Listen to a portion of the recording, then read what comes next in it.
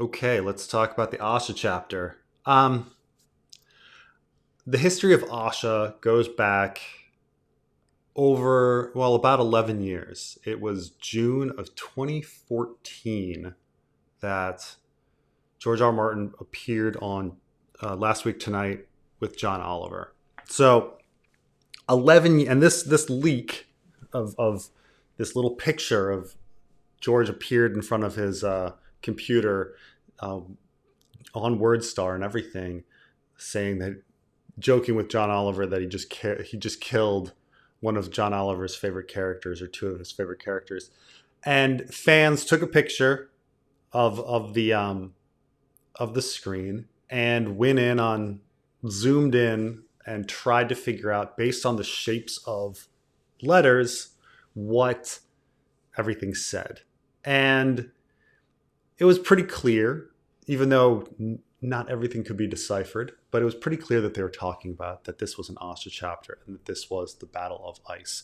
Keep in mind, prior to this shot, we had no idea that Asha would be the perspective at the Battle of Ice. It could have been Theon, it could have happened off screen. We didn't know. Could have been Davos. Who knows? Like, we didn't know. But this was the first time and the only time we got the information that no, the Battle of Ice would be Asha. It would be an Asha chapter. And so everything kind of, sprawled from there on what this chapter would be about. The very few paragraphs that we could make out, and keep in mind, they're not even full paragraphs, but this is kind of where we're getting a lot of what a lot of what the chapter says and what the chapter is about. So, in that original shot, it seems there's something in there that could be the opening paragraph, and then George clearly wasn't writing in order. He was just writing. There's a bit about the leader of the Freys, and there's a little bit about Crowfoot Umber. And then from there, the story kind of evolved. And so let's get into this bit. Get rid of George here. We don't need to look at George from 11 years ago writing. Asha. She was the blood of the Kraken, daughter of the Lord Reaper of Pike. But that mattered little today. There's no sea for 100 leagues, Asha thought, as she took a moment to gauge the lay of the land. So, from the Asha fragment, from the John Oliver, it was pretty clear that the phrase daughter of the Lord Reaper of Pike was there. And it was pretty clear that there was an italicized part. Because of WordStar, they highlight stuff italicized. And I guess we'll bring George back. You can kind of see that, like, italicized in WordStar are fully highlighted. So up here is something we couldn't make out. Down here, it's Crowfoot Umber. So you start with that kind of idea. You say, okay, daughter of the Lord Reaper Pike, thinking something. And then we got something that was pretty clearly took a moment to gauge the lay of the land, which, keep in mind, this was George's first draft. So it's a little clunky. I kept it, even though it was clunky. Asha thought as she took a moment to gauge the lay of the land. She could have just taken a moment. She could have just gauged the lay of the land. It could have been Asha thought as she gauged the lay of the land. But I kept the clunkiness because that seemed to be what George wrote. But so I had daughter of the Lord Reaper of Pike, and she took a moment to gauge the lay of the land. And I was like, okay, what connects her identity as the daughter of Lord Reaper of Pike to the land? And this is why the phrase "there's no sea for 100 leagues" in there, that you're combining what Asha is of the sea with the land, which is not the sea. And so this is why this paragraph is what it is. Looking up daughter of the Lord Reaper of Pike, this is often associated with blood of the Kraken and titles and such. So this is why the whole paragraph is the way it is. It's sort of, we're piecing together a puzzle that it may be wrong. George might have not wrote any of this. He likely didn't. But, we're getting this, that her title, the land and the thinking about something in between, that connects the two. Because George likes to, he likes to have the text flow. And so that's how you get this start. She was the blood of the Kraken, daughter of the Lord of Rebirth Pike, but that mattered little today. And then in a sort of bringing it all back, we're going to have this phrase at the end now, at the end of everything. And then because the paragraph ends with moments to gauge the lay of the land, we know that in the next paragraph, we have to talk about the land if things are going to flow. So what does the land look like? And now we get a description. That land was white. The snow is still falling, blanketed the village, the camp, the frozen lakes. We don't want to give away too much what Stannis is doing in here, but we have to describe the land. All around, everything looked empty and clean, like a fresh sheet of parchment waiting to be filled with blood. Her Uncle Roderick had told her history was written blood. This comes back to the Kraken's daughter. That chapter where Roderick says to Asha, I prefer my history. He says, I prefer my history dead. History is written blood and it's written ink. I prefer my history dead. Because he prefers it in ink. So Asha is remembering Roderick's words, but she's getting them completely wrong. Like, that's not really what he was talking about. He's like, I like dead history, like stuff that's written in ink. So which is why it's like, or something like that. She's getting something wrong here, but her Uncle Roderick told her that history was written blood. But who would ever read this bit about Balon Greyjoy's daughter, bringing it back to the daughter of the Lord of Rebirth Pike. Okay, so this is all, it's funny that it's all crafted, it's all blooming from this fragment. How could anyone, whatever was put down in the morning light, would be buried by midday? The idea that any history of blood that is put down is going to be gone in a second. Forgotten. And this is kind of in the theme of George R. Martin, thinking that life continues on when people remember us. Most daughters were, she knew, but she was not most daughters. Most daughters would be here, axe in hand. Fighting for a demon, drown me for a fool. Drown me for a fool is something she has thought before. An Ironborn way of saying, I'm an idiot.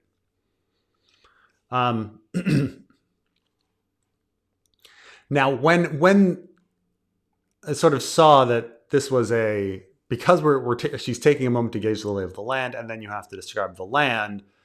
Then I went back and was like, okay, well, what battle chapters have a description of the lay of the land and everything? And it's like, well, the Green Fork.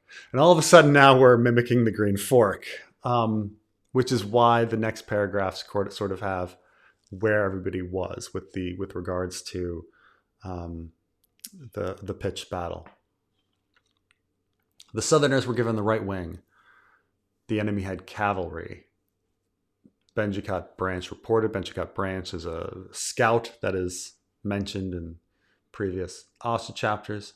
So the men were armed with spears, forming rank on rank of steel hoarfrost. And that's just how a pitched battle would be. People are going to have spears, especially if we know that the Freys are coming with horse. And we've been told over and over again from the Cold Count in the Asha chapters that Stannis doesn't have any horses. So it's going to be spearmen versus horse. And so unlike whatever battles you'd see on TV with people with swords, like this is just realistic.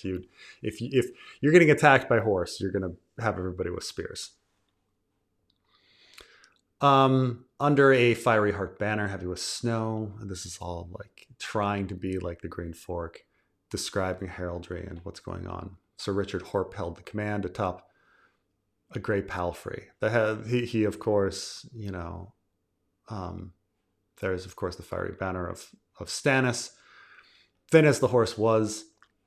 Oh, all this banner talk is also because the other surviving part of the Asha fragment talks about the banners of the opposition. So we're talking about lay of the land, and then we know we're getting to banners. This is just very much Green Fork. And so I deduce that George would probably do a Green Fork-like chapter here.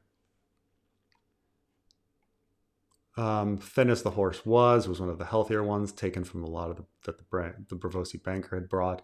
Bravosi banker did bring some horses. Some horses went with back with him, and some horses went with just a Massey. But the idea is, if you whatever healthy horse you're going to have, you're probably going to give it to Horp.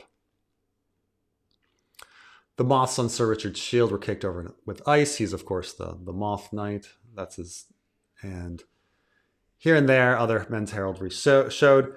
Originally, this was the heraldry was kind of random people like Cobb and Florent, but it was suggested by an editor that, hey, maybe if everything is going to be sea related, she's going to be spotting the sea related people that are here. And so we get the swordfish of Bar Emin, the turtle of Estermont, the seahorse of Valarian. All of these do show up at Castle Black. These, like, John spots them at some point, and Sam spots them before he leaves. So there were soldiers with, even though Asha never thinks about these people, but they were spotted earlier by John and Sam. Big Bucket Wool led the left. Behind his shaggy garrons stood hundreds of spears from his own clan, clad in fur and mail, with bear paws lashed to their boots. Of course, we hear about the bear paws that they were hiking with in the previous chapters, so they're going to try to fight with them. Farther back were Norries and Knots, Harkleys and Littles, Burleys and Flints. We don't know if each of these clans were here, but it flowed to have them paired like this. So I'm just assuming that all the clans were present. Norries and Knots, Harkleys and Littles, Burleys and Flints. I don't think we hear about Burleys, so I just made sure that the Burleys are there. This morning, the quarrelsome Northerners almost look like an army, but can they fight like one? A rank of spears requires obedience and discipline, yet Northmen are accustomed to seek their own glory on the battlefield, each man its own. She could only hope it wasn't their undoing. And then the middle was Arthur Karstark's. This is what we get into the events from the Theon sample chapter, that Stannis had captured the Karstarks and realized that Arnulf had betrayed him. But if you look carefully here, Arthur Karstark is in the middle of the field, which, if you're considering the plan of the lake breaking, it means his least valued dude is right in the center of getting killed. So that's Stannis had given the traitor's son a chance to prove himself against the council of his second. Banners of white sunburst sprouted amongst the 1,200 spearmen. I think we did hear that he has about 400 spearmen. So he's not enough to actually have a full third, but they're giving him some Northmen. Though only 1 in 3 soldiers was truly sworn to Carhold. Let no man call Stannis unwary. It was more faithful clansmen who were the bulk of the army, 1 on each shoulder of the Karstark men. Here's the thing: is like, Stannis doesn't want them to break because he wants them all heavy in there for the lake to break. To her eyes, they all looked about the same. And that's also a little thing, like, to Stannis' eyes, he's not really valuing these Northmen. They're all the same to him. The king led from the rear, as Greenland commanders were wont to do. I think I originally had put in Greenland kings, and everybody's like, do Greenland kings really fight that way? I mean, Robert wouldn't, and didn't Stannis fight during the Battle of the Blackwater? It's true, but this is a bit suspicious now, because Stannis is choosing to lead from the rear, and the reason he's choosing to lead from the rear is because he's planning for the lake to break. He doesn't want to be up there, so he's being cowardly. I mean, he's like Tywin is, and the thing is this, because we're matching the Green Fork. He's back where Tywin with the reserve. But yeah, Stannis doesn't want to fall in the lake. But this Greenland commander want to do kind of thing. This later becomes part of the commander, the Big Walder thing on Asha being deluded into thinking that she's going for the commander, the Frey commander. There, the poultry reserve gathered around him. 2 scored mounted knights and Northmen. That's about how many horses might be left if we talk about the cold count plus whatever was brought by Tycho Nestoris. Minus the horses that are with Justin Massey, and plus like horses that might be with the Karstarks who arrived and things like that. Asha and her 6 Ironborn with them. We're told specifically that 6 Ironborn come from Tris Botley. The only Tris Botley and Rogan look comfortable a horse. This is specifically told to us that only these 2 characters know how to ride horses in the Wayward Bride. From their islet, they would watch the carnage unfold before them and ride to where they were needed. This is kind of similar language to the Green Fork. And she says, if our mounts don't die when spurred. And this is kind of like logically speaking, like, okay, if Stannis probably wouldn't put Asha and the Ironborn down with the spearmen.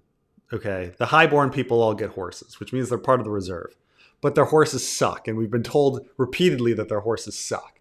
And so logically speaking, you're like, okay, we need Asha to have some action. She can't just watch the whole battle. She has to do something. So she has to have some sort of, there has to be a point where she is sent off, but also her horses are horrible. So they're going to be dying, and it's just going to be a mess. And that's where kind of the whole idea of the chapter came from. Like, logically speaking, it's weird that Asha is even fighting, but we were told that she's going to be fighting in the Theon Sample chapter. So she's got to be on a horse. She's got to be part of the reserve, but her horse is going to be horrible. And so this is all coming together. In truth, they couldn't see very far. The islet was scarcely higher than a stage. This is the idea that this is all an act, that this is a show. This is mummers. There's mummery going on here, and there is. The snow is a curtain dropped over the world, so they are in a theater here. The woods beyond the Crosters village were hidden, as was the far side of camp and the King's Tower. Even the flame atop it was gone. We're getting into night lamp theory, so we're like, okay, let's. I never thought that it was that important, but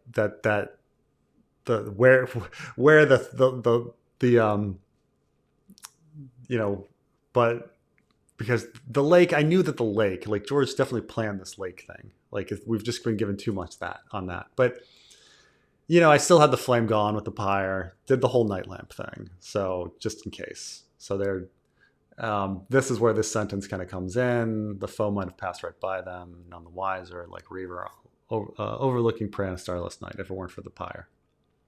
So yes, they're heading for the pyre, and they would have passed by had they not seen this big fire. To the right of the reserve, the fire still roared, its garish flames matching the heart inlaid on Stannis' breastplate. See, we get the other, we get the leader of the opposition, so we're gonna get some description of Stannis.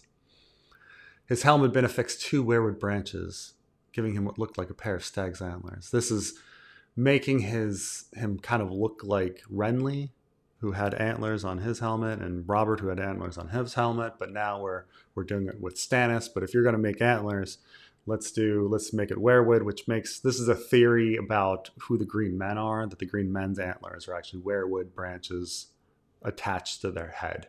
And so I was like, well, we have an opportunity right here. Stannis is going to have weirwood branches on the side of his helmet to make him look like a stag. So taking a future theory on who the Green Men are and applying it to Stannis here. The wood had been cut from the tree on the left, its face pale as stern as the king's. Here I am between 2 gods, and neither of them mine. And this is the kind of the joke, is that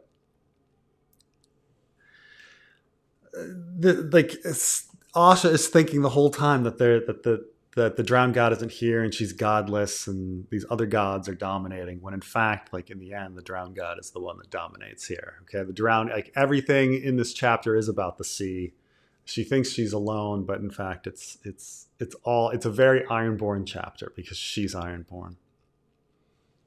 But this is the big theory that, okay, Stannis would, we hear in the sacrifice chapter and before that he's having trouble with these two different religions. How does he appease them both? We're told about this in the Theon sample chapter. So he comes up with this sacrifice to please them both, which involves both killing in front of a heart tree and feeding people to flames. So he's trying to appease them both. He's trying to combine his religions, much like Victarion does in his chapter. The sacrifice these gods demanded had made a rousing show. True to his words, Stannis had swung the sword himself. It was just as Stark of Winterfell would have done, she reminded him.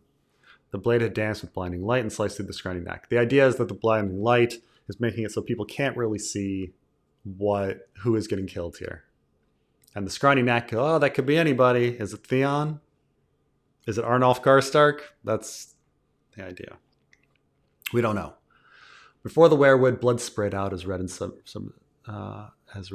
cherries. You know, we're getting this idea that it's very similar to the execution that Bran sees at the beginning of A Game of Thrones. The Northmen roared with delight. Then Sir Godfrey Faring and Sir Corlys Penny fed the body to the flames. They're the ones that have been pushing for execution because they're the most fervent. The king himself chucking on the falling head. To that the Southerners cheered. And then the snow was by the werewood was white again. Still hungry, is it? So, again, this idea, in truth, it's the drowned god who's hungry today, but this is getting back to the history is written blood, but who can tell? Because the snow just, goes on top of it. Da-da, everyone loves my trumpets. A trumpet sounded somewhere to the east, harsh and angry. This is very similar to all the trumpets that we've been hearing throughout all these stories, especially the ones to the east that Tyrion hears at the Battle of Fire. Fight hard today, cunt, Sir Clayton Suggs said as he rode up beside her, like you're mad with moon blood. Okay, so there's a lot here.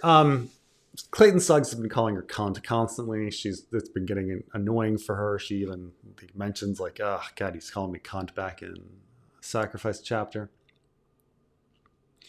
And so I thought about it and Theon says to her, like, makes a big deal about that she has to know her name.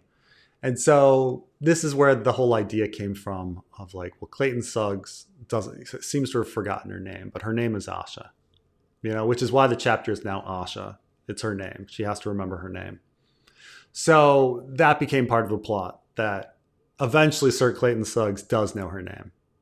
Her name's Asha. And so we're going to get back to that.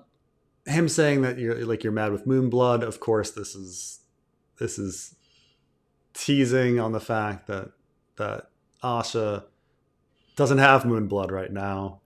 And she can't have Moonblood because she is probably pregnant, right? But this is just a hint here. Cunt, even now. If Suggs had said it because he liked the way contempt looked on Asha's face, her helm robbed him of that pleasure. This time, I can give you a bloody gash, able to give strength to your arm. She twirled her axe. And so this is an Asha joke. Asha tells a lot of jokes, and so the idea is a bloody gash. A cunt is a cunt with moon blood is a bloody gash, and she can give him a bloody gash with her axe. Is the idea. It's just strength to his arm.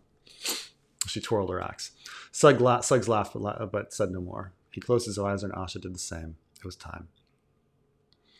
Out of the snowy haze came a horse, then 5, then 50, then 500, with 1,000 men at arms beside. They were here. And this is a big mistake a lot of people make when they think about the Battle of Ice, because they hear that it's a 3-day ride. It's a 3-day ride on horses, but the Freys have men at arms. They have they have 1,000 men at arms. We hear that from Theon. Theon specifically gives us the breakdown of all the forces when they come north, and he's at Moat Cailin. Like, he sees it, and so we know what the Freys have. They were not getting they were not leaving Winterfell and getting there in 3 days. They were marching. So here they are, the 1,000 men at arms. And then we get back to the Asha fragment.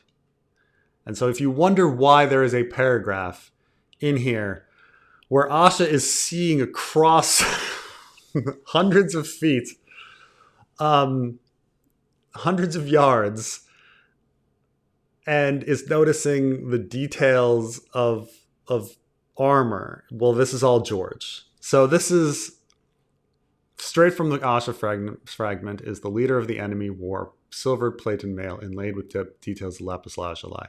The crest of the war helm was tall, fashioned in the shape of the twin towers of Frey. Now, that's straight from the Asha fragment.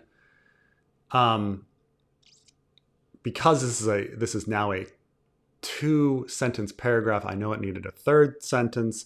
Also, George has never talked about the crests of war helms without then going into heraldry. They always go together. And so some people kind of commented, like, would Asha know all this heraldry? Would she recognize the heraldry? Like, is it giving away that this is actually Big Walder and she's making a mistake? I don't know, but we needed a 3rd paragraph. We needed a 3rd sentence, and George always does heraldry right after crests of war helms. Like, that's just what he does. So originally the first 2 are from the Asha fragment, and I think it was Mark G171 who was the fan that realized that this war helm is Big Walder's, which is mentioned very briefly in A Clash of Kings. So he was the first one to be like, guys, that's not the leader. Asha's making a mistake. That's Big Walder. Which then, knowing that Big Walder is mistaken by Asha, and knowing that Asha has to be given a horse and has to be part of the poultry reserve with crappy horses. Now the plot of the chapter kind of comes together, that at some point she needs to be thinking that she's going to catch the commander and it be actually Big Walder. And so this is how the plot is structured. And this is how, like, the Asha fragment leads to the story that we have. This is also, for the next paragraph, is also from the Asha fragment. Before him rode banner bearers, one bore stag of a lion, standard of King Tommen, another. And this, we cut this down to another, the Twin Towers, because George R. Martin had said the Twin Towers of House Frey, and he wouldn't have said the Twin Towers of House Frey twice, like, in a row. He would have edited that. And then the 3rd brandished a bloody head impaled upon the tall point of a spear. An old man's head was white-bearded and one-eyed. So this is the big reveal that Mors Umber did in fact die, had his head cut off and put on a spear, to resemble Bloodraven by coincidence, and to mirror the standard, the carrying of the Golden Company at the Battle of Steel, because they have the golden skulls on top of their spears. And so it was. I think prior to the Asha fragment, people didn't think that Mors Umber was going to die. They thought that Mors Umber would have some sort of plan with his boys, because he has all the young boys and the old men are in the castle. So everybody's like, oh, the old men are to die and the green boys are to live. But it sounds like the green boys die too. That Mors Umber did actually fight them and was killed and got his head cut off. And so we kind of knew that the text kind of gets hard to see. So this part is a bit pieced together. The spear was 8 feet long, made with pale wood. I think pale wood was seen, almost white. And then there was something dark and red, so I added the drippings of flesh on its upper shaft had frozen there, because there was something dark and red there. And then Asha fragment here. Crow food Umber. Asha knew. The old Northman fought to his death, it seemed. Perhaps the foe thought that the sight of the severed head would strike terror, and then it's like, strike terror, it's probably in the hearts of Stannis' men, so that was added on. Again, it's unrealistic that Asha would be able to see all of this.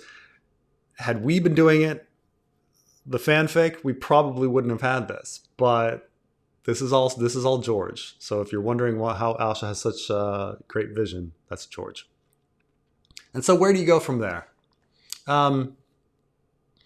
Well, we knew that that Ironborn songs need to kind of appear, and originally I had a different Ironborn singing the song here, but I was convinced by one of the editors, like, dude, why wouldn't you give it to Carl the Maid? He needs to be more important in the chapter. It's like, that's fair enough. So in response to this head, we get Carl the Maid. Bold as you please is a very, very ice and fire thing. As if an answer, it was Carl the Maid who began the reaving song, Bold as you please. So now we get another reaving song. We had one with Victarion. We didn't get any in the Aeron chapter, but we get another reaving song. So 4-foot mire only pays the iron price. I went back and I looked at a lot of people's reaving songs from my stream, and I realized that, like, they have to be funny and ridiculous, right? So I talked about 4-foot mire, which is a little bit of like mirroring Tyrion, and a little bit of mirroring the little pigeon. 4-foot mire only pays the iron price. For bread or trade a dagger's blade, a dirk's play a dice. This also gets into the ridiculousness of the iron price as a concept. Like, you can't only just pay the iron price. Like, all of Ironborn society falls apart at this point. So he's like, you can't even buy bread.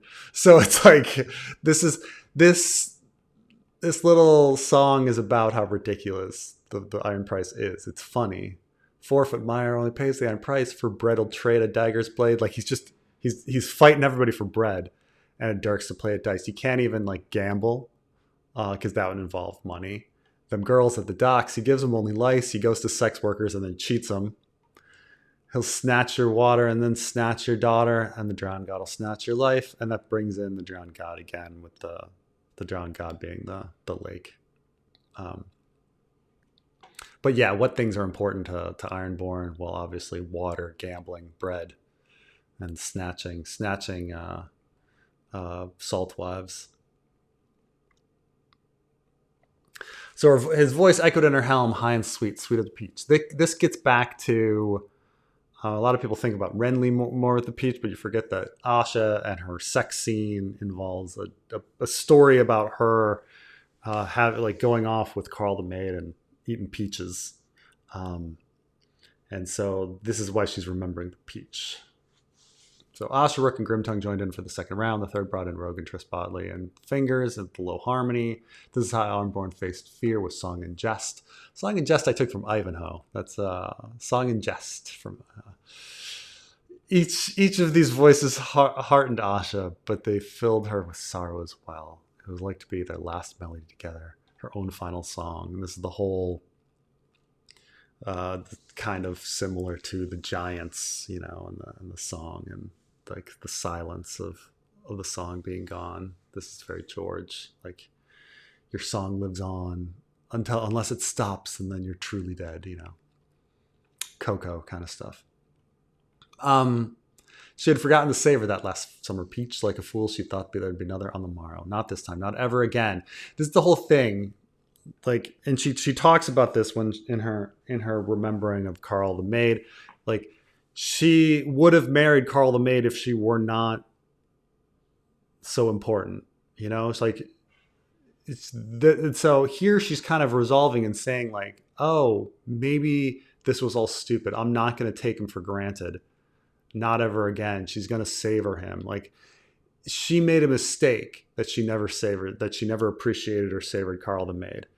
And she wants to savor the song, but the battle cuts off the song and her savoring of it, just like the battle cuts off Carl the Maid's life and allows her. And so her saying like, I'm gonna appreciate Carl the Maid from now on. Well, it's too late. Too late, Asha. Like, sorry. Just like this trumpet coming in. So it's very sad that, she finally gets to the point where she's like, I'm going to savor him. I'm going to savor his voice. I'm going to put aside this whole idea that I'm too highborn for him. But no, there's no time left for that. The king squinted down at the foe's advance. That's just very squinting, very Stannis, thinking about this whole thing. Gave his signal, and now his trumpets were the one that blared. Da-da, da-da, da-da. Thousands of battle cries rang out, and the armies charged. And this is the last line we get from the Asha fragment. They rushed together like. So it's like, the army is rushing together like, and a submission came up with waves and a storm. Okay, that's very Ironborn. Filling the air with a spray of snow. The sound of steel and wood rolled across the battlefield as each man struck and fell in turn. Now they're like a sea. They're like a churning sea. The mob snarled, shouted, screamed. Each side pushed and lunged and stabbed. Armor was pierced. Men died. New men rushed to fill the gap. The sea of humanity churned. And, putting things together, and it's very hard to just keep writing battle. And this isn't going to go, so you need things for Asha to do. You can't just describe battle the whole time. For all of its writhing, it wasn't coming up to sweep her away just yet, like waves would, like water would. Somehow Stannis' feeble, half-starved army had not broken at first touch. Perhaps it was their courage or their fear or their faith in gods appeased by blood. But for the nonce, they kept their ranks. The wall held. So one of the submissions had this idea that the whole battle could be like a stand-in for the North, and that they could be standing on different islets, and those islets would represent like different places in Westeros, and you could have watch the entire battle unfold, and you'd be thinking about the others and stuff like that. But it's just too difficult to keep talking about the spearmen and that battle, because it's mostly just crunch. It's a scrum pit, and you can't. There's only so many paragraphs you can talk about that.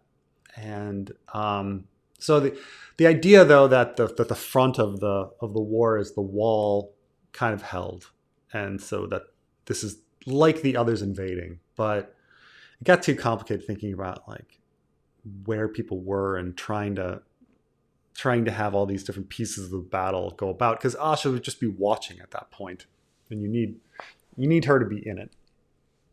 So the idea of the front being the wall and the others going around the wall is kept, but Asha knew what came next. Battle is water, the old Ironborn saying went. It washes around what lies before it. This idea that maybe the others can just go around the wall, or the Weeper can just go around the wall. And there they went. Frey knights and free riders were looping wide around to the front's left side. They mean to flank Wool. It was to be expected. It was the main role of cavalry in a pitched battle after all, but that didn't mean the move was foolish. This is true. If you had two armies pitched and they're fighting and you've got cavalry, of course you're going to sweep around and flank. Like, this is just like, of course. Like, Stannis is in a bad position here when he doesn't have cavalry. Would that we had enough riders to do the same. Still, if Wool's men had trained a day with the spear, they would know how to pivot to face a flanking charge. This is the whole thing about spearmen. At the front of the riders was the knight with Crowfood's head. This is the idea that the one with Crowfood's head is probably Hosteen Frey. And Hosteen Frey has always been described as a as a formidable knight. And so we are going to make him as formidable as possible. Like he is, and he was eager to fight and eager to battle, and he's good. So it was a lot. And the thing is, in this, he's unstoppable. He's fucking unstoppable. It's just that he falls in the lake, So it's like poor Osteen. The guy is unstoppable. He was a large man, made even larger by the heavy steel plate he wore. In fact, Asha had seldom seen a man his size. He is a Crakehall Frey. Rolf the dwarf had been imposing. Rolf the dwarf was her man. Red Tide had some crew of towering thralls from south. We just threw that in. But the night says them all. Could Andric the Unsmiling be rivaled by this headsman? Andric the Unsmiling is, a huge man. And here we give him this nickname because we can't just keep calling him the Frey Rider with unadorned armor. But also like the headsman being like death. He flicked his spear and the head took to the air. A moment later, it struck a clansman's shield before disappearing in the snow. This came from a submission, and this idea of this like flicking this head and this head flying is just ridiculous. Then the headsman couched his spear as one might a lance and swerved sharply towards the middle of the column where the little stood. The clansmen turned and roared. Even as the Frey riders barreled towards them, the column side had become a front, a briar hedge of tangled spears. Undaunted, the headsman never slowed, nor did the riders behind him. At the last moment, the headsman Destria leapt impossibly high, its legs emerging from the snow to clear the whole first row of spears. Hooves met helms with a sickening crunch, and the armored horse kept going, trampling men beneath it as it went. I mean, Hosteen is unstoppable here. I mean, the idea that his horse jumps out of snow over everybody's spears and is perfectly fine. That's an incredible move. I don't know if people appreciate like how good Osteen is here. The giant of Frey stabbed and skewered furiously, fighting neck after neck with bloody spear. And then the knight's trailing riders swarmed through the brake, slashing as they went. The horses collected shafts in their bellies. Some fell, but their bodies served as shield the riders behind them. The advance pushed deeper, digging through spears and men towards its target, Morgan Little, the one they call Middle. And so, I thought about this, and if Big Bucket Wool is at the top, you've got to go down and be attacking a different group in the middle here. And I already said that, different clans are in the back. So who's back there? Well, Middle Little was back there. Then I got thinking, okay, well, we want to be talking about like Asha's family and her relationship with her brothers. That's not been explored very much. They're brought up very briefly when Asha visits Theon at Winterfell. So I was like, okay, who's the middle son? Well, Meryn. Well, what was the story with Meryn? Well, we know he's a cruel guy. He had cruel japes, is what Theon talks about him, and that he dies at Pike. And so let's come up with a story of like how Asha felt about Meryn Greyjoy. So she's like, Meryn, middle son. Asha's brother, Meryn, had been that. He was never as strong as Roderick, never as beautiful as Theon. Never as dear to their mother's sight as either. I think originally I had like father, and one of the editors is like, their father doesn't fucking care about Theon. You got to make it the mother. I was like, oh, fair enough. That's last is what ate away at him, like brine to iron. Everything is iron. Everything is Ironborn here. Like salt water does make iron rust pretty fast. He tried to hide his woe with japes and wicked grins, but that was a threadbare cloak. Can't hide behind a threadbare cloak. Asha had loved him despite his weakness and turned a blind eye to his cruelty. That's the thing, is like she knew that he was cruel, but is Asha the type to just hate them like Theon did? And so I was like, yeah, let's make her actually love him, despite the fact that he's a piece of shit. She even admired that wit of his and tried to match it the best she could, because that is Asha's personality. She also has cruel japes, so there's a similarity here. But then bring it back. What do clever words ever win you on the Iron Isles? Chorters and half smiles, mayhaps, but not respect. No, not that, and certainly not a king's mood. So she's thinking about herself. Desperate for a high deed to call his own. High deed is also from Ivanhoe. Meryn had lined up from the southern wall of Pike during the siege. There he died. So it was for Morgan Little. The tower didn't crush him, but it might as well had been. He ran at the headsman with a battle axe in each hand, hoping for a glimpse of glory before his death. He glimpsed a spear point instead. I think someone had in there that, in a submission, that the headsman had sent his spear right through his visor, and it's like, yeah, okay. Well, he's not glimpsing glory, he's glimpsing that spear point, so it all kind of came out of that. The fall of the chief panicked the Littles. Some turned and ran at once, others tried, but their bare paws tripped over each other as they turned.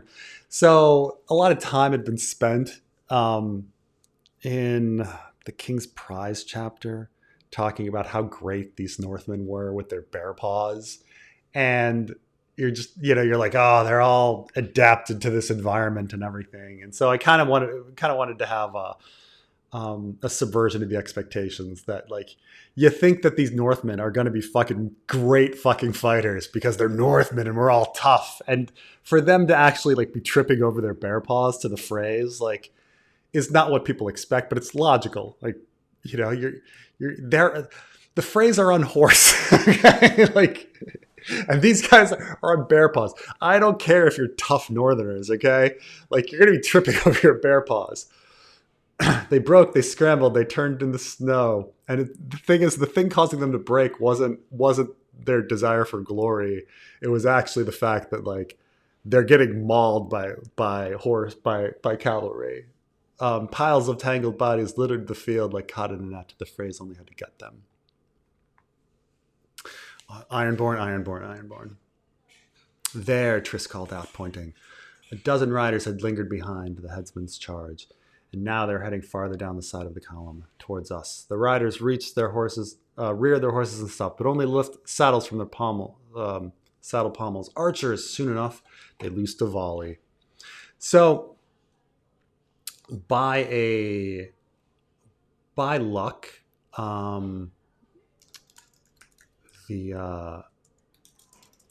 I think this came from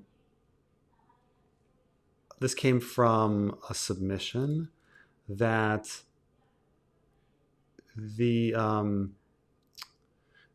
that there is a house sworn to House Frey, called House Air. Oh, gosh, it's so funny because it's like Ironford.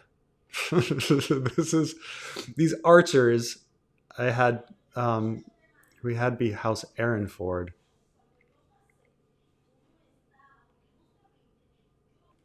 So it was a happy coincidence that somebody noticed that one of the houses that was sworn to House Frey was House Ironford. They had the sigil of herons.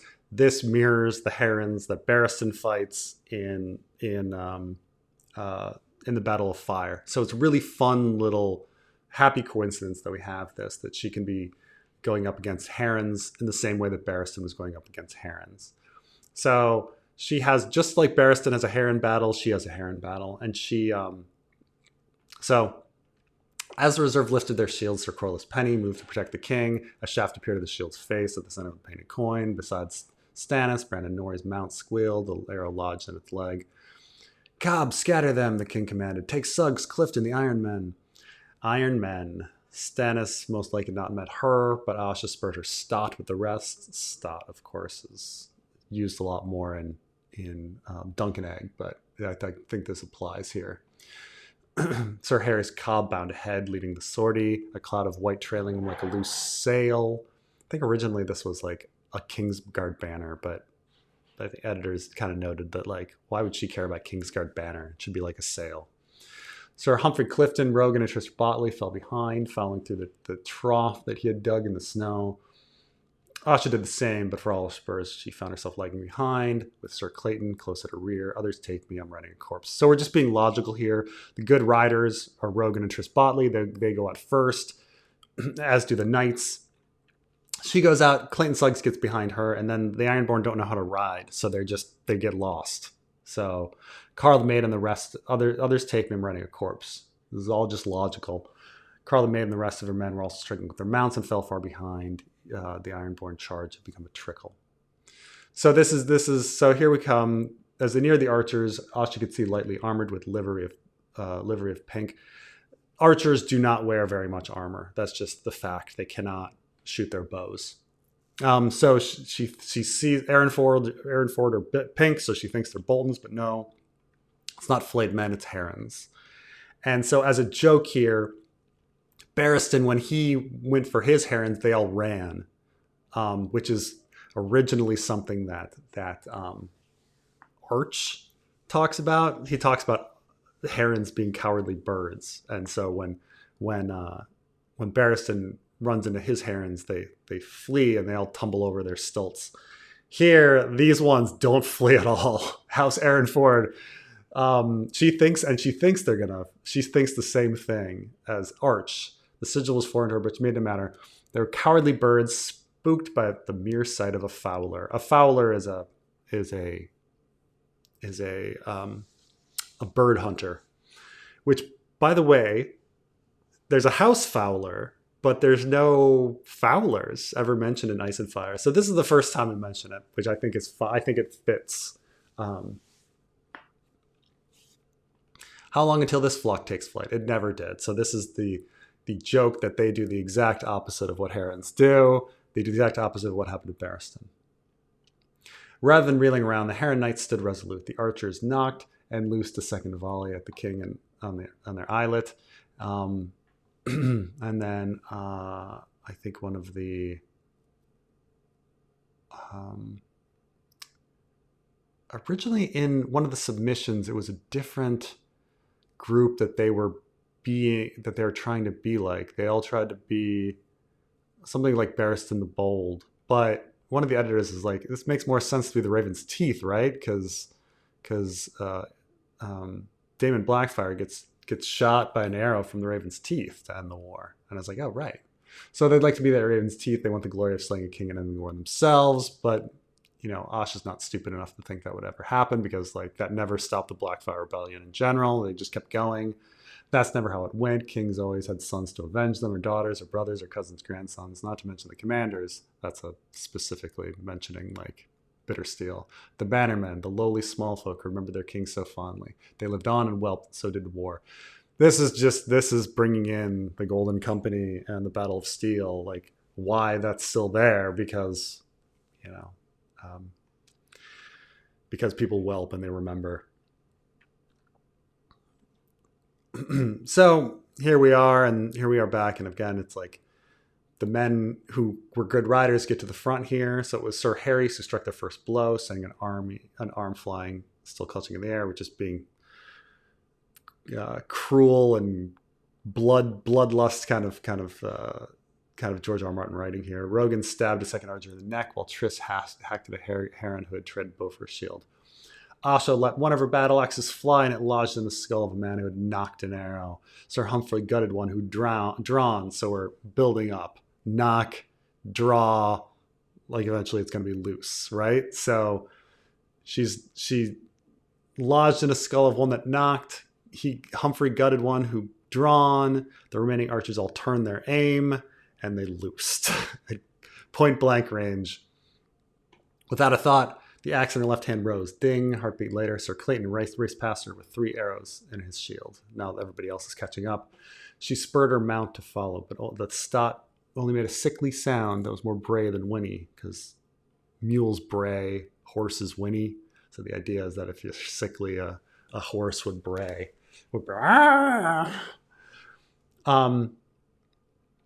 Her heels pounded helplessly on horse flesh as she looked around. To her left, Triss Botley and Sir Harris still struck at herons. No one loosed any arrows at them, or they missed if they had. Others weren't so lucky. A little past them, and we just said, we have to have some carnage here. Sir Humphrey, poor Sir Humphrey, lay in the snow. Feathers jutted from between his helm and gorget. Rogan was dead. Oh no, an arrow in his chest. Had her horse been hit too, or was he dying of its own accord? I think it's dying of its own accord. It's never answered, but yeah, this horse just could not make it. Your strength is your ship, the Ironborn said. Stay upon it, unless it's sinking. I think I wanted 3 sayings from the Ironborn, but we never got 2. We only got 2. She had no choice. So Asha Greyjoy dismounts into the snow. It rose past her knee, deeper than she expected, thicker too. Just as she began to trudge forward, it flinched. She flinched. A rider passed. 1, he screamed, Grimtongue. So Grimtongue's finally arrived, and he counts his kills. Her eyes found Sir Humphrey's erstwhile mount stamping without its rider. Not dead yet. We're kindred, aren't we? All of us who are still alive. So she needs to get to a living horse, so she's going to take Sir Humphrey's. She pushed towards it as fast as she could, the snow heavy at her shins, the spider shivers, her legs burned. Then all at once, she felt dizzy. She retched. So yeah. Pregnant women, they can all of a sudden feel dizzy, especially during physical activity, and they can just all of a sudden puke if they have morning sickness. I mean, this is something that's very common. Doing sudden physical activity like this, like jumping off a horse and trying to run to another horse, and she suddenly feels dizzy and retched. Well, yeah, it's morning sickness. 2, Grimtongue called out. 3, seasick, that's all. Well, she's morning sickness. The vomit steamed in the cold air. Yes, of course. And just beyond it, she saw a flower.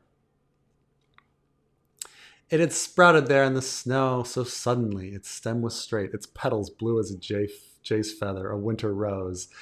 And so here, she's running, of course, and she's up against archers. This, in case you didn't figure it out, the winter rose is an arrow.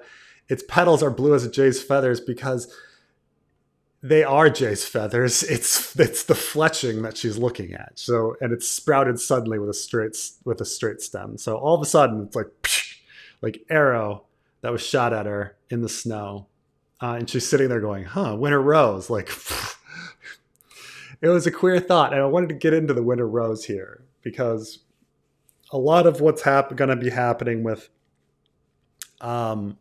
the Winds of Winter is we are eventually going to get into Rhaegar and Lyanna.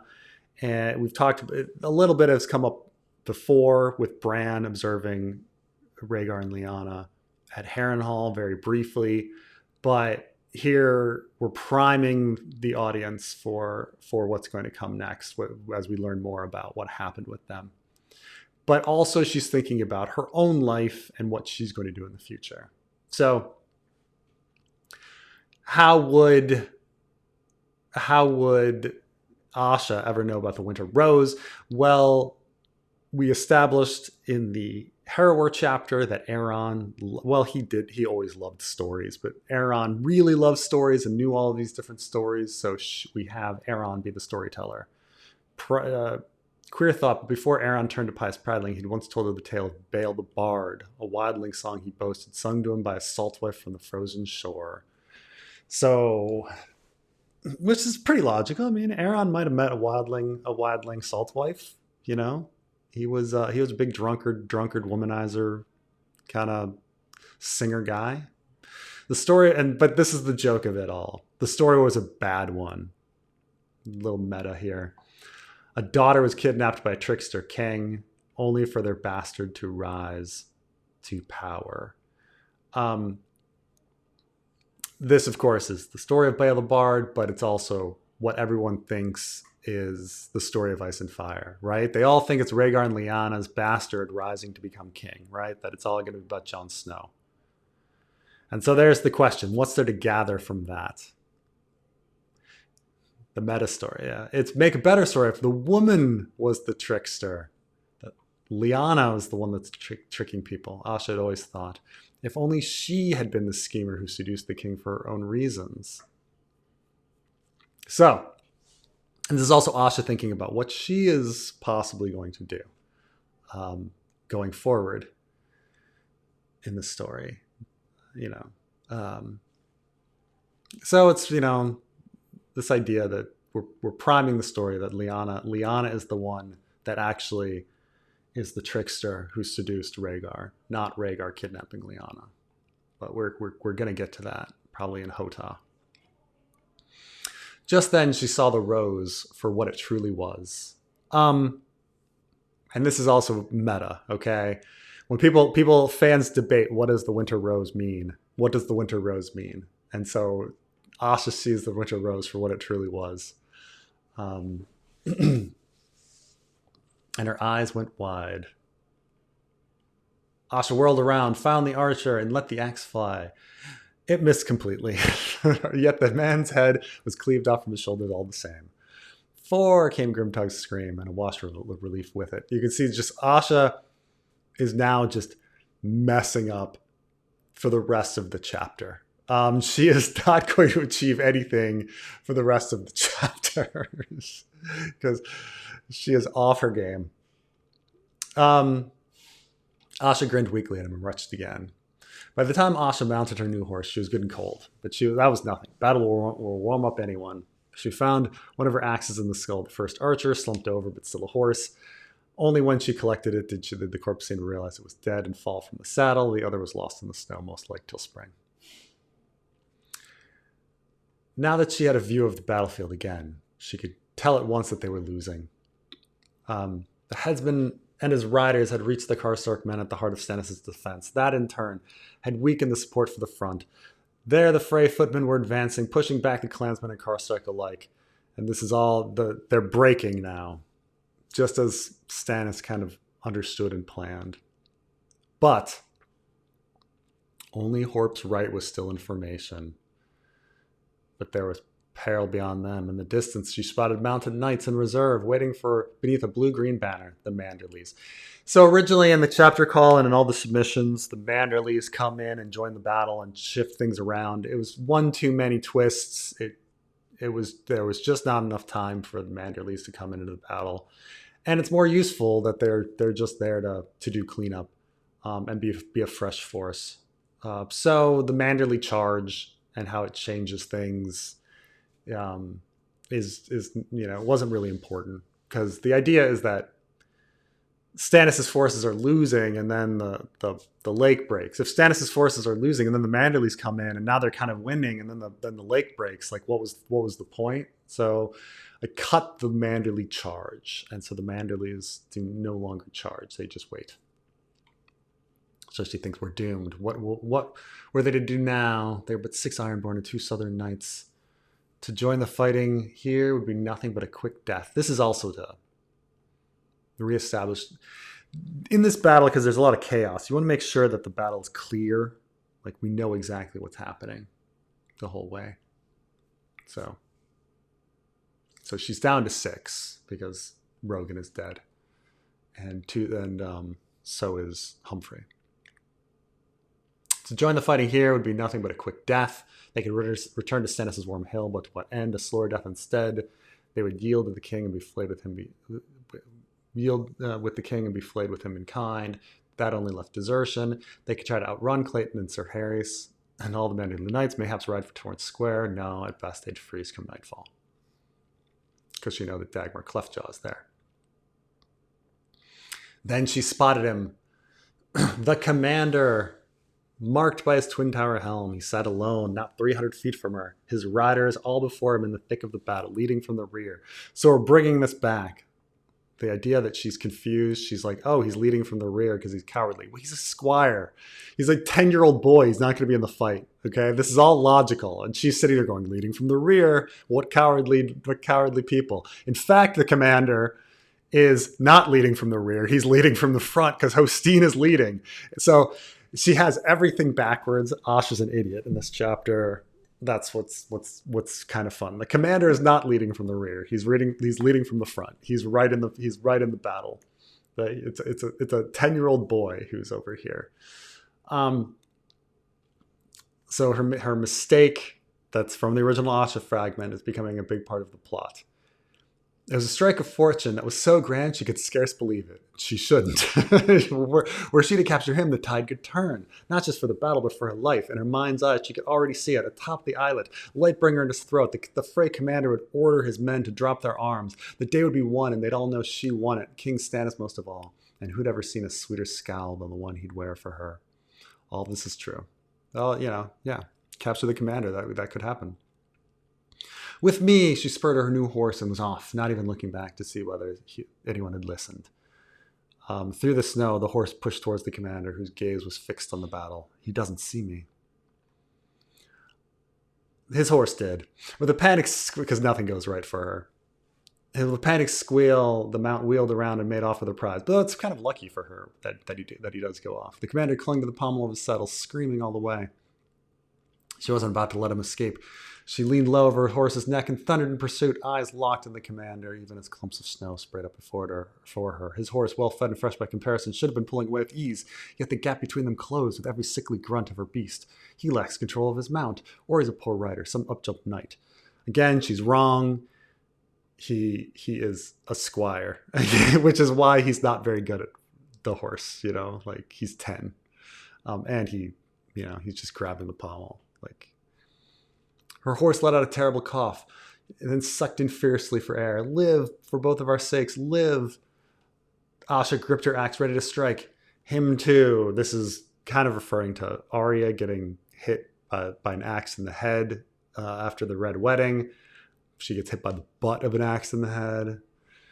So she spins the axe butt around. The commander looked back. I needed him to look back because there was long discussions. The submissions had different results on what would happen to Big Walder. I'd left it up to people. So some people had him die. Some people had him, pretty much not harmed at all. But I knew I wanted something really bad to happen to him. And so in the end, he has to look back because he's going to lose an eye and have the side of his face crushed. And you kind of need, if it's the back of the head, there was discussion of whether he should go in a coma or if he should have brain damage, and it's just like, you have to look back, and then his visor is exposed. She swung dong, the axe struck true, ringing the rider's helm like a ship's fog bell. Ringing a helm like a bell is George uses a couple times, but I'm like, it should be like a ship's fog bell, something. Ships have fog bells, by the way, to let people know, like, if you're in fog, but you're there. The helm's tower shattered. Its visor ripped from its hinges because it needs to get to his face, and the man toppled sideways. He crashed headfirst into the white, bearing him from helm to codpiece while the horse rode on. Asha pulled her mount to a stop, her chest heaving, pulse in her ears. She wheeled around to see two legs kicking helplessly out of the snow. Then it hit her, a surge of triumph so fierce that it brought a grin to her lips. A fine chase, of course Christopher Botley follows her, bellowing as he rode, and a fine trophy. That's the thing. They actually call hunts chases a lot in Ice and Fire. And so the trophy is what you get out of the hunt. As it turned out, he and Fingers were the only ones who followed her. Dig him out, Asha commanded. The more we dawdle, the more men die. She tried to sound stern, but there was no masking the joy in her voice. Her men vaulted from their saddles and did as she bid. From beneath the stow came a high-pitched squeal because it's a 10-year-old boy. Only after they dug a foot down could they make out what the knight was saying. I yield, and so will your men. She is wrong. There will be more songs today after all. And there'll be more songs today after all. There is going to be a song, and it's going to be the lake song. The sooner she got the night back to Stannis, the sooner the battle would be over, and the sooner the men would get to singing them. On the morrow she would crack. The sound was loud and crisp. A storm, she thought, but that was wrong. She knew thunder. There was a long moment when the world seemed to stop for Asha Greyjoy. She turned back towards the battlefield, letting her eyes take a good long blink. This was kind of thinking of Cersei, and Cersei taking her long blink and opening her eyes. In the darkness, she felt her stomach twist. She swallowed and fought the urge to retch again because she's got morning sickness. When her eyes opened, all she could do was gape. The armies had stopped fighting. This is the thing, is like, all of a sudden, like, they're not even fighting each other. They just, like, oh crap. It's not on anybody's mind. The battle, the war forgotten, the fronts, the spears, the archers, the mounted men, that didn't matter. Nor the houses, the lords, the kings they'd marched up here to crown. All the hatred these men felt from one another was wiped away, like supper's leavings before a soapy rag. In that moment, all was silent save the wind and the falling snow. And this is the idea that, considering like that the others are coming, like, shouldn't everybody be united here, And so like in this moment, they're like, oh crap, And they are united in their fleeing. A moment, how long was it? A second, 5, 1,000 years? However long the new peace reigned and new joy attended it. What these green men felt, they might have named shock or dreaded terror, but Asha knew better. They felt the summons of the drowned god. Asha felt it too. She'd never been so cold. All the horses squealed at once.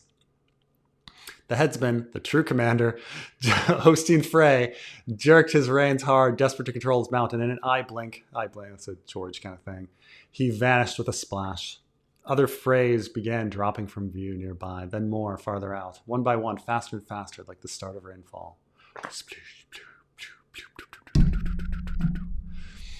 There was another crack, then another. The men had dropped their arms, all of them rushing outward from a growing void. They were pushing, shoving, toppling over, trying to run, trying to escape. Mass panic. The earth quaked. The snow around them moved, shifted, took to the air. Then she could see a giant split in the frozen lake that lay beneath the blanket of snow. With a terrible moan, it yawned open like the mouth of a massive white whale.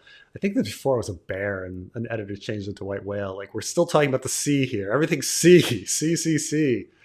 Men fell, men slid towards it, men were swallowed, and it made much more sense. A few managed to grab the ice at the lip of the opening. With the weight of their armor pulled them down all too soon, and their arms gave out.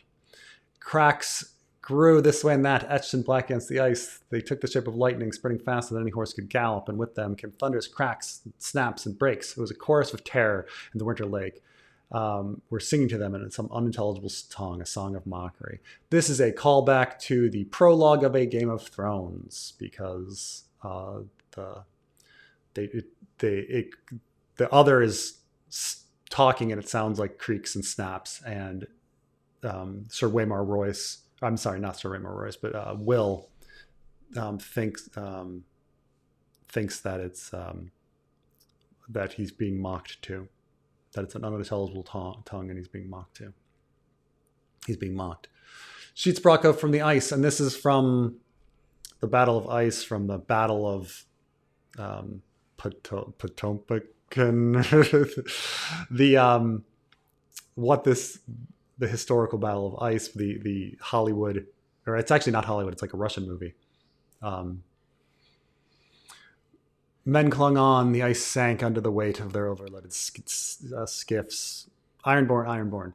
Some stayed afloat, the larger sheets, but they pitched and rolled. Men tumbled off each and every way. The gunnels, no gunnels to keep them going from overboard. Somebody mentioned that. Why would there be gunnels, by the way? I pronounced it gun whales before. I guess it's supposed to be gunnels.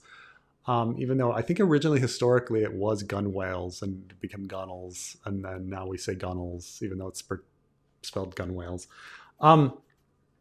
Apparently gunnels is supposed to be for like cannons, but George uses gunnels and firing arrows and all things that are anachronistic. So there's gunnels.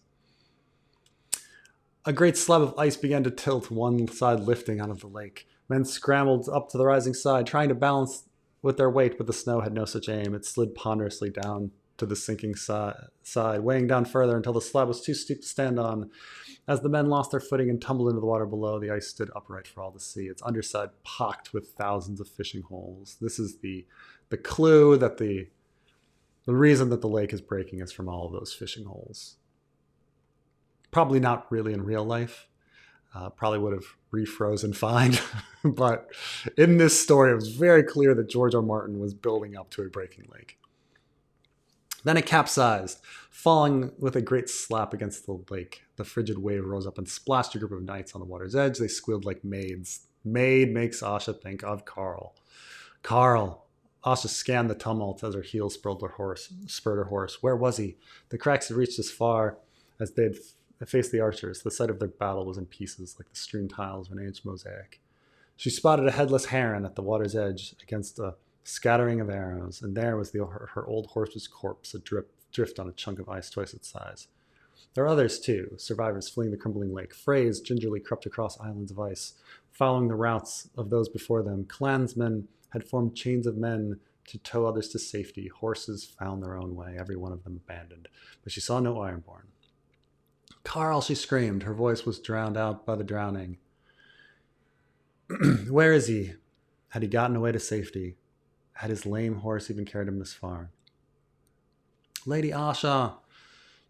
Somehow this cry, among others, reached her ears. It wasn't the maid. For a moment, she swelled with hope. Chapter is called Asha. He's now that he's dying, he knows not to call her cunt. He knows to call her Lady Asha. You have to know your name. And there, no, Suggs. He gripped the ledge of ice, his lower body in the water. His helmet had fallen off somehow, so all could see his ugly face. His skin was pale, his lips blue, his eyes pleading. He's like already a corpse. Bugger him. Asha returned to her search. Lady Asha, he called out again. Bugger him. He was cruel and weak, a pathetic creature that was best put down. But that makes her think of her brother. That makes her think of Theon. You have to know your name. Bugger him. She was like to die anyway, but for some reason she found herself dismounting. Lady Asha. She planted her feet, grabbed her arm, and hoisted him up like an anchor. Ironborn, Ironborn, Ironborn. And it was then beneath the water that Asha glimpsed the maid. And that had been the end of the chapter. And it was certainly what I put in the chapter call, and people had ended it there. But one of the editors did convince me, like, okay, look, Karl the Maid, if the whole chapter ending is about the shock of Karl the Maid dying, Karl the Maid isn't even a character in this. He barely appears. You know, the last time we saw him in any depth, and really for the first time in any depth, is the Wayward Bride chapter. You got to have more on Karl the Maid, at least Asha's reaction to him. You can't just like, who cares? Karl the Maid, like the average reader would be reading this and be like, who died? And it's true that like all the other battles end in a cliffhanger in the middle of the battle. But you know, the Green Fork doesn't. The Green Fork has a coda, and so you know, I thought about it. I was like, it's absolutely right. Like Karl the Maid needs to be important, and so the song was given to Karl the Maid, and then Asha appreciating him and thinking about the peach and all of that is added, and then we have this kind of afterwards. Much later, Asha found herself huddled. Plus, because so much trickery is happening during this, and so many twists are happening during this battle, especially with like Big Walder and the lake and things like this, and people switching sides, it kind of did need to be explained. And so it doesn't mirror the others as much, but I think this was needed. So much later, because you know the Green Fork, there's some trickery at the Green Fork, Tywin's plan, and Tyrion screwing it up, and so they had to have at the end like an explanation of what actually happened. So here we are. Much later, Asha found herself huddled by a fire between fingers and Tris Botley, a plate of green mush in her lap. How she'd gotten there, she couldn't say. She had a dim memory of kneeling and screaming and shivering violently. She was still shivering violently. The battle was well and over, they told her. Most of the Frey soldiers, the one who survived, yielded to what remained of Sir Richard's men-at-arms. So now we know now we know the result. Those who had fled had ridden down by Manderly knights. Lord Wyman had turned his cloak and was stabbed for it at Winterfell, some said. Others claimed he had only pretended to love Roose Bolton from the start. Whichever tale was true, they all agreed that the fat men now answered to the king. Let's keep in mind that we don't know Manderly's fate. And neither do his men. His men were kicked out of the castle after Lord Wyman was stabbed. So in their head, like, what's the story? You know? But they do turn their cloak. So did they turn their cloak because Lord Wyman was stabbed, or did they turn their cloak because that was Wyman's plan from the start? Well, we kind of know it's Lord Wyman's plan from the start. But not every of Manderly's knights might be privy to this knowledge, probably just the commander. The Frey commander, Asha managed. Did we? He was no commander, my lady, only a squire, a boy no more than 10. Much like Barristan the Bold. Fingers shifted uncomfortably. When he took off his helmet, his face was mangled from the blow, his cheekbone was shattered, and eye ripped from his socket. So we wanted to make it pretty rough. Some people pointed out that, by coincidence, he has one eye. He's a Blackwood Frey. He has one eye. He's like Bloodraven now. So Asha moved to retch. And at first, it's like, is she retching because it's ambiguous whether she's retching because she has morning sickness or is she retching because she smashed the face off of a 10-year-old boy? Or is she retching because she didn't win the battle? So it's ambiguous here. But her stomach was as vacant as her stare. Only a bit of bile came up, so she spit the green glob into the fire. It sizzled as she slid closer to the flames. This is just a connecting, trying to get her from, how do we get from boy to fires? Well, we have her feeling sick, and then we have her spitting it into the fire, and then we have her moving closer to the fire. Their fire was one of hundreds, giving the survivors respite. Still, there were thousands of men who wouldn't warm. This is all they all hypothermia. But obviously back then, they don't have really words for hypothermia. So Tris Botley says that their humors are too frozen to thaw. Twice as many would lose fingers or toes tonight. That's true. And others hold limbs. Sir Clayton Suggs had a foot sawed off by the maester. So we need a lot of tragedy here. Okay, this was a rough battle. But here's the reward. This is kind of for a joke here. Despite the suffering, more cheers and moans were rang through the camp. For the first time in months, the men were feasting. They had more than enough peas porridge from the Frey's baggage train. So we kind of know from the Theon chapter that they're down to peas porridge. And I think in the John chapters, Bowen Marsh talks about that the only thing they'll have left if they start starving is like turnips and carrots and peas porridge. And then in Theon, they're just eating peas porridge. So we kind of know that all they have is like this, like the bottom of the barrel stuff. So, but this is feast. Like they've got peas porridge from the Frey's baggage train and turnips and carrots too. Like it's one of the George R. R. Martin like feast descriptions, but it's nothing, right? They were small and black. Oh, but every man was allowed 2 of each. Wow. And they dragged enough horses from the lakes for them to eat their fill of steak for a dozen meals. So they've got horse and peas porridge and turnips and carrots. What a feast. But the Queensmen pulled corpses from the lake too. The ones in the shallows, at least. They had good armor because, how are they really pulling these men from the lake? They had good armor, the Moth Knight said. And the giant fucker wanted them to burn to the red gods. We don't know how Fingers speaks, so this is how Fingers speaks. He doesn't say them, he says them. Moth Knight is, of course, Horp, and the giant fucker is obviously Godry Faring. The giant slayer, but he's calling her the giant fucker. Half these fires are for that fervent nonsense. Not our Ironborn. They never found Rogan or Grimtongue, but Rook and Carl get pulled out. The king has given us leave to return them back to the water, because that's where they need to go. In the Wayward Bride, they were all very concerned about whether they would, by dying on land, if they would make it to the Drowned God's watery halls. And they were told that every stream leads to the sea. And so here we get the same. You say the lake feeds a river, Tris Botley told her, and all rivers lead to the sea.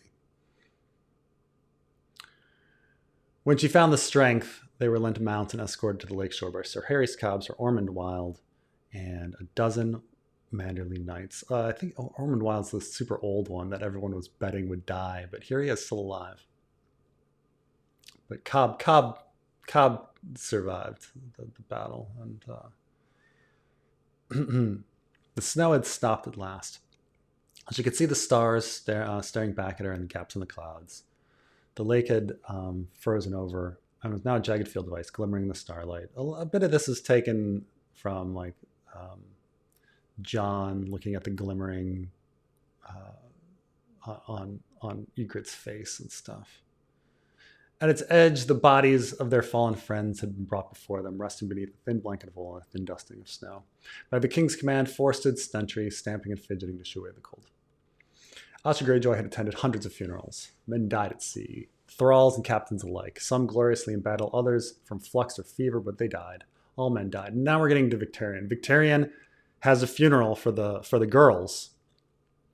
Um, the the the sex workers that he gets, he puts them in a boat and sets the boat on fire.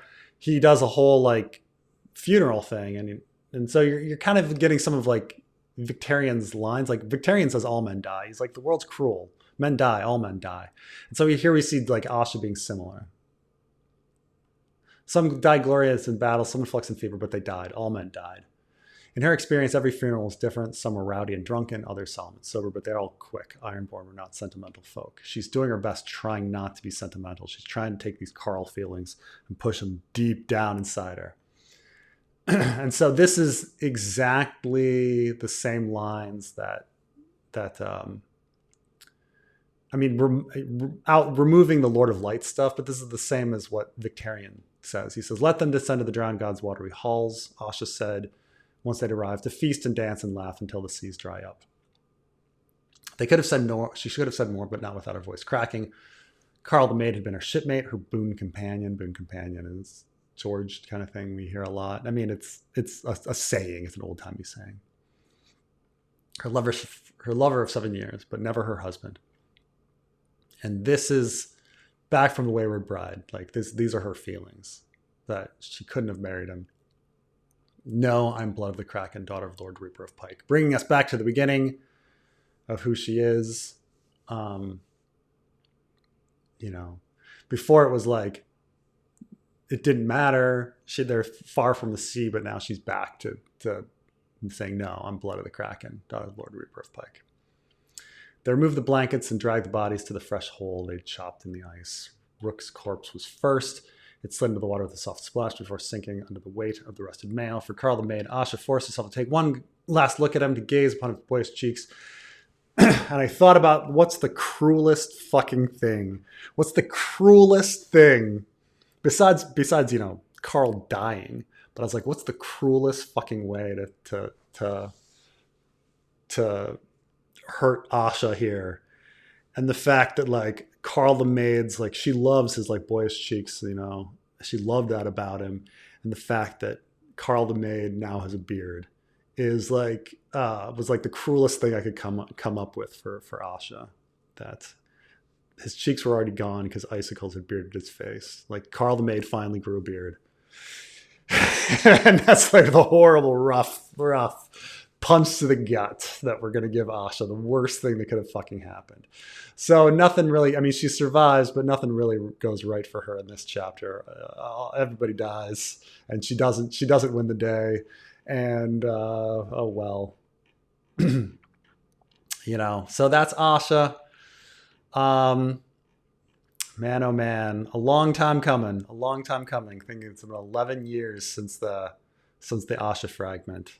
And here now we have a chapter. So anyway, thanks for watching, everyone. We'll see you next time.